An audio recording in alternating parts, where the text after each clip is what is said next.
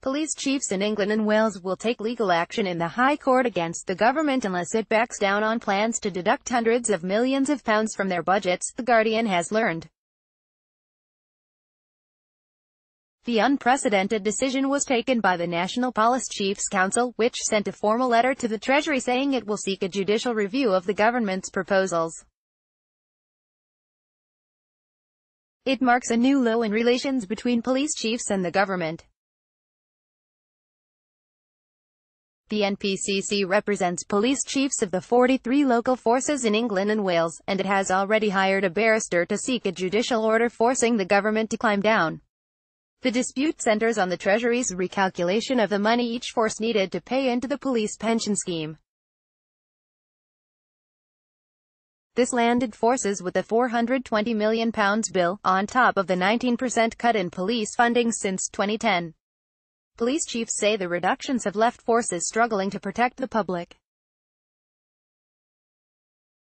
Leaders of three of the largest forces estimate the move will leave them with officer levels last seen in the 1970s.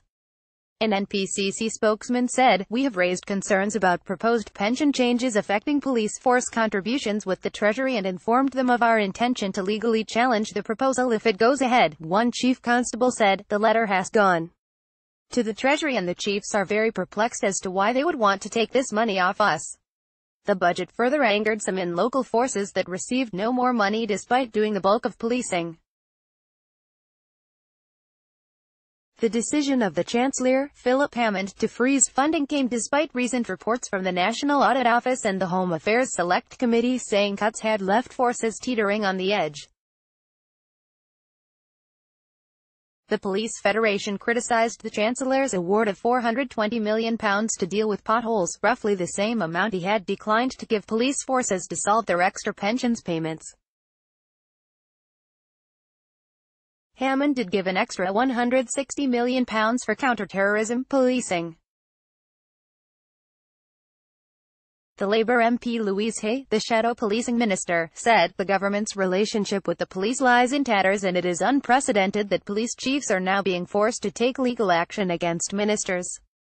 Forcing the police at the last minute to bear the huge cost of pension changes demonstrates the utter failure of ministers to grasp the crisis in policing caused by their cuts.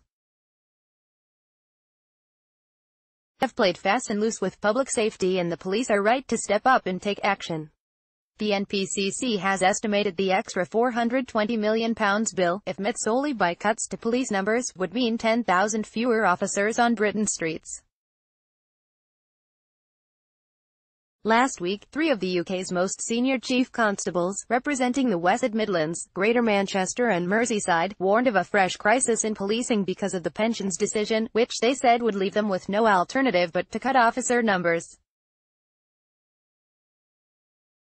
Dave Thompson, the Chief Constable of West Midlands Police, said, "We are struggling to deliver a service to the public.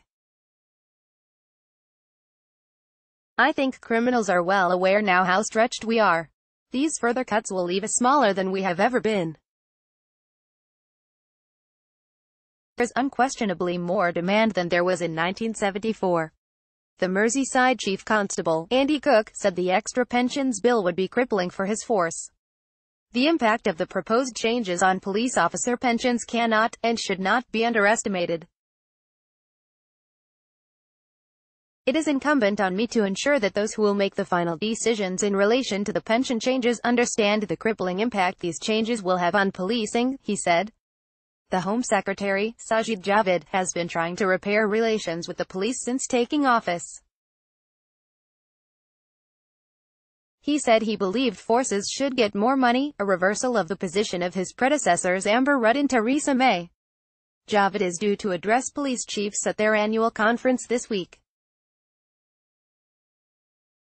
Last week, the Home Office said, "We are working closely with forces to understand the impact this change will have and are in discussions with police leaders about mitigating the impact on the front line."